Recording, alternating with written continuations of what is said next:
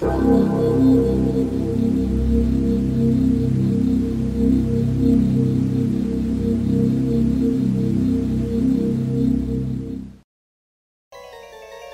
you ever heard that saying that there's a bug going around?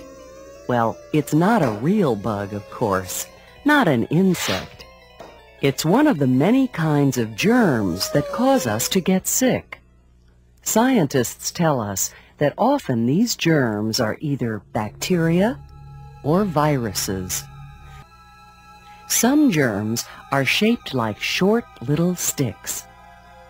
Some are round, like balls. Others are spiral-shaped. And still others have no regular shape at all. You may be surprised to know that not all germs are harmful. Some are even good for us.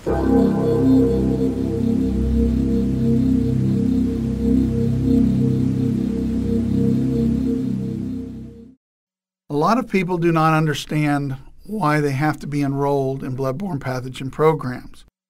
But what we need to understand that in today's world, it's not the innocent world like that I grew up in. Out there today, there are things that people are carrying around in their blood that can kill you, that there are no cures and there are no treatments for. And if we do not understand that within the context of bloodborne pathogens, we can expose ourselves and our families to a lifetime of misery.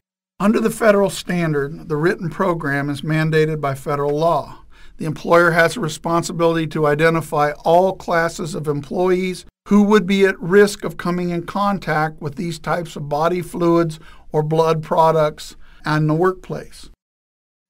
Examples there might be fire and security, might be ambulance workers, might be healthcare workers that work at the aid station, could be janitorial services that are cleaning out the restrooms, plumbers. These are all classes that are at risk because they come in contact with these body fluids. By the same token, as a technician, if you're out there working in one of the bays and you wrench slips and you lacerate your hand and you start dropping blood on the floor, anybody that came in contact with that blood could also be put at risk. So it becomes the responsibility of the company to identify all those classes of employees that are at risk. In addition to that, they're required to be enrolled into a training program where they're taught how to protect themselves using barrier devices, cleanup kits, and they're offered immunizations against the hepatitis virus. It is their responsibility at that point in time to make a decision whether or not they want to take the hepatitis shots or not. But if you're enrolled in this surveillance program, you have to take the immunization. If you do not take the immunizations, they're going to forward you a declination statement where you decline to take those shots. If you refuse to take those shots and then down the road become ill because you were exposed to a bloodborne pathogen that this particular immunization would have protected you against, then the company relinquishes all responsibility because you waived your rights under this standard.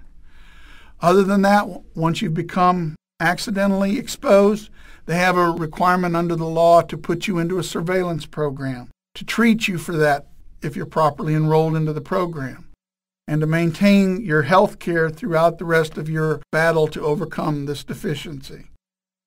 So now that we've kind of identified the hazard, let's talk about how do we protect ourselves, or how does this infection take place? The way that bloodborne pathogens are transmitted is really one of four ways.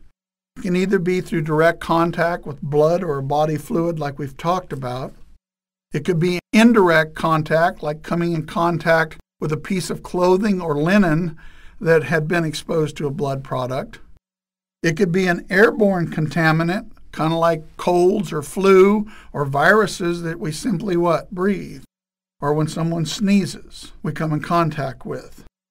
And a lot of times we don't think about this, but anybody ever wonder why bloodborne pathogens or colds are so prominent when we go on long-range trips? Think about what is the only thing that you do as you're working your way down the aisle in that airplane. You touch the headrest on every one of them as you're walking down through there, leaving behind the germs, leaving behind the viruses that you've been exposed to. It wasn't too long ago that by virtue of that very fact, that there was a worldwide search went out for an individual that had gotten on an airplane and flew back to the United States, exposing all aboard to that very same thing, a virus that could have been transmitted. The last column that's listed there is what we call vector-borne. Now, this is one of those terms that you've got to understand it. You've just got to learn it. What we're talking about under vector-borne, we're talking about being able to be infected kind of like through a parasitical application. Ticks, they carry Rocky Mountain spotted fever. Okay, what about fleas? I believe that's where the Black Plague came from. So these are what we call vector-borne. They come to us. Mosquitoes, malaria, they come to us through another animal or through a bite from another creature. So these are the ways that these bloodborne pathogens are then transmitted to us and we get them. Well, what does it take for us to become infected?